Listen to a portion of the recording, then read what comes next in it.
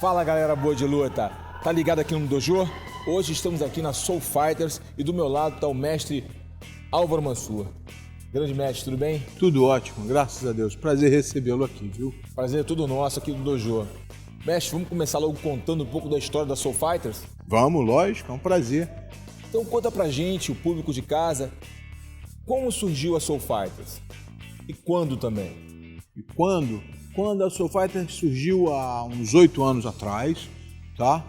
E ela surgiu da união de 5 pessoas, tá? Tô eu, né, como o mestre da equipe, Tanque, Tanquinho, Formiga, Tatu.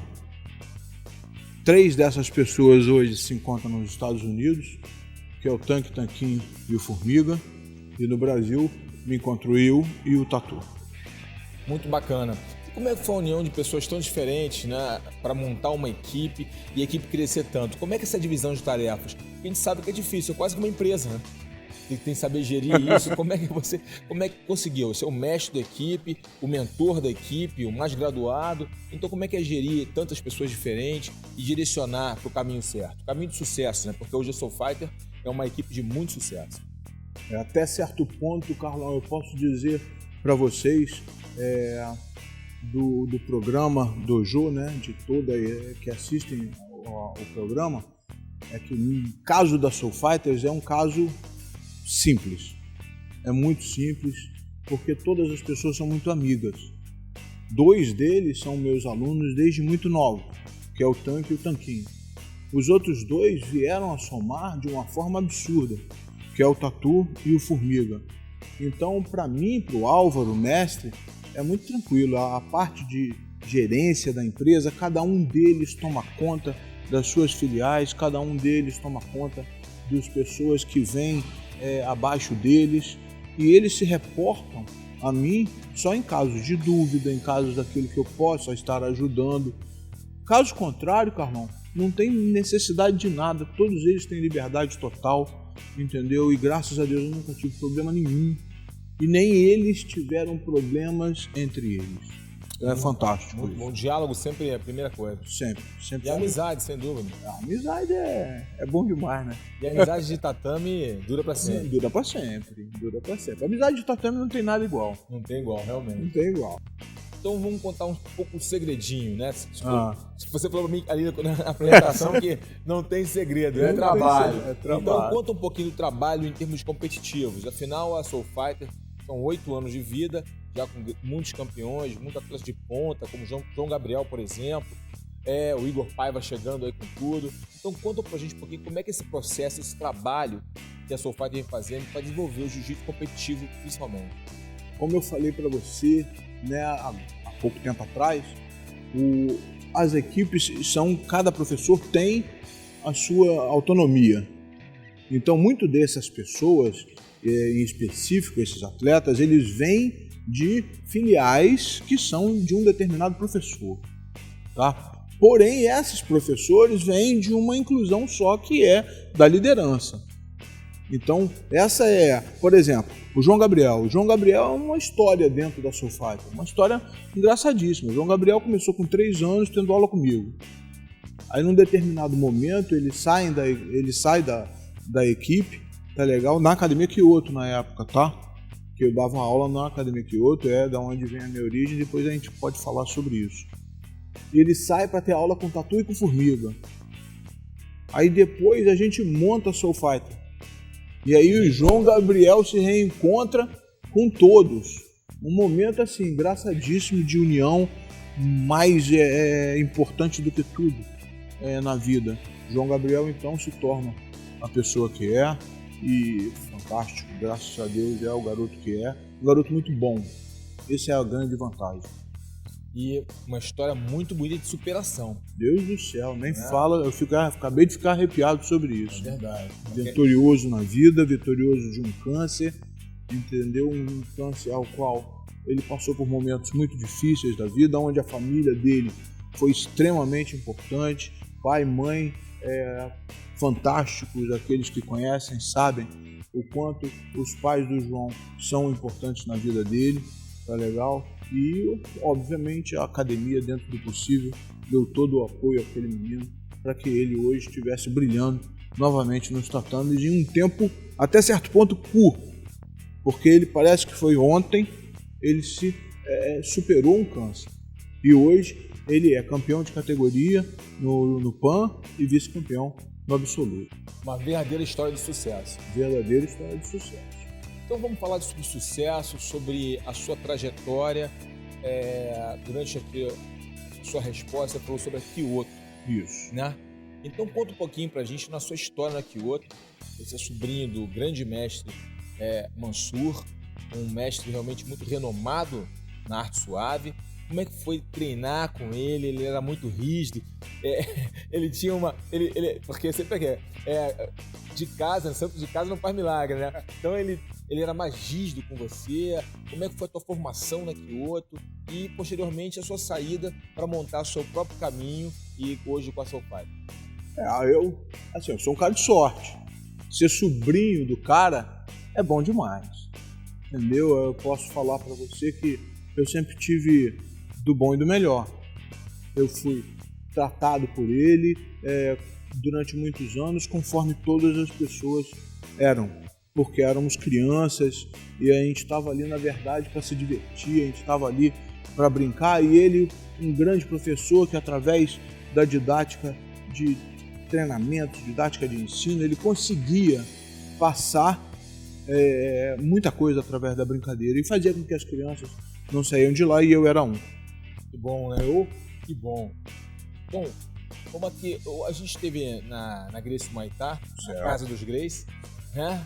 Eu falando com o mestre Holker, ele falou que o mestre Hélio levava muitos atletas na Kyoto para fazer o confere. Conta um pouquinho para a garotada nova, porque agora tem uma nova geração de lutadores de jiu-jitsu. Pouco conhece as histórias dos conferes, né? Que não tinham muitos campeonatos, então academias amigas iam lá e se desafiavam, né, entre aspas, para testar seus atletas. Conta um pouquinho pra gente como é que era aquela adrenalina, porta fechada. O negócio é que não tinha competição.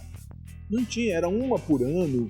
É uma coisa assim, eram muito poucas. É diferente da nossa vida de hoje, entendeu? Então, em função daquilo, o mestre Hélio levava o pessoal, ou nós íamos para lá, e era muito interessante, porque uma coisa é quando você estava lutando dentro da academia, você se sentia em casa, você conseguia ter uma performance muito melhor, porque você estava dentro da sua casa.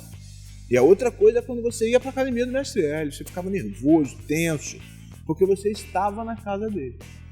Entendeu? Então, isso era o que tinha naquela época e que eu me recordo maravilhosamente bem, e foi muito, muito bom. O nosso esporte cresceu muito, né?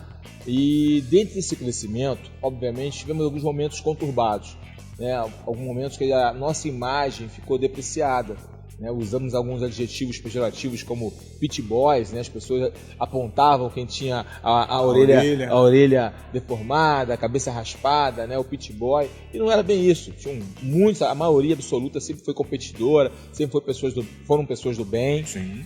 Então, como educador, como que você conseguiu agir nesse momento para mostrar para os pais, visto que a Kyoto é uma academia tradicionalmente com muitas crianças, já com um projeto muito bacana educacional, como é que você conseguiu usar o jiu-jitsu ou mostrar que o jiu-jitsu é uma ferramenta educacional?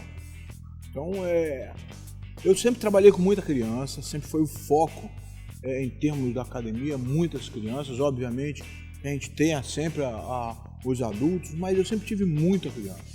E eu posso dizer para você que os pais nesse momento foram grandes aliados, foram grandes pessoas que defendiam o processo educacional dos filhos deles junto com a academia de uma forma fantástica. Ficou muito bacana. Tá? Mestre, agora vamos mudar um pouquinho o direcionamento. Você é uma referência no que tange a arbitragem, a regras. É o que falo aí. Né? Sem dúvida, a pessoa que mais conhece regras, dá cursos pelo Brasil todo, fora do Brasil. E uma dúvida, as regras do jiu-jitsu foram mudando, né? Se adequando a um novo jiu-jitsu, a uma nova escola, se adequando a novas posições. E uma pergunta que eu faço, o professor de jiu-jitsu hoje conhece regra? Olha, hoje é fantástico a quantidade de pessoas que sabem mais regra do que no passado. A diferença é absurda. Carlão, o que eu posso dizer assim, em função da quantidade de cursos que são ministrados hoje, tá legal? As pessoas buscam esse conhecimento e os professores hoje estão melhores. Tá bem melhor. Até a educação, hein, Carlão? É isso que eu falo agora. Isso é fantástico. Ele fala com você de outra forma. A abordagem deles é completamente diferente. Não tem mais o gritar, um ou outro esporadicamente, entendeu? E isso te dá mais prazer de trabalhar. Tá muito bacana isso. E uma pergunta aqui. Tem vários momentos, né, que as indagações em relação à regra caem numa subjetividade. Então, como tentar minimizar isso? Existe essa possibilidade? Existe uma preocupação muito grande, tá?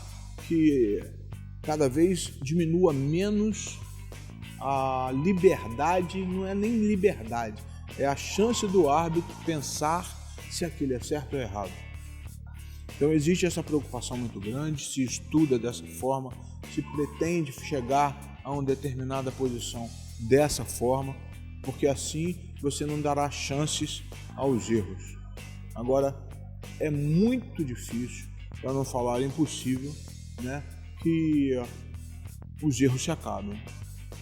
Até porque são seres humanos. Exatamente, irmão.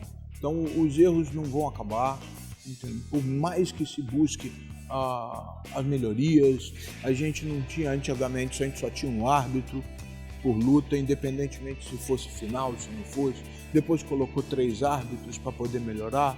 Hoje a gente tem situação de final de Pan-Americano, final de faixa preta de Mundial, com 5 árbitros, 3 árbitros centrais, mais 3 árbitros na luta, mais 2 árbitros do lado de fora, corrigindo qualquer coisa. Então, quer dizer, cada vez a gente cerca a coisa para ela poder minimizar o erro.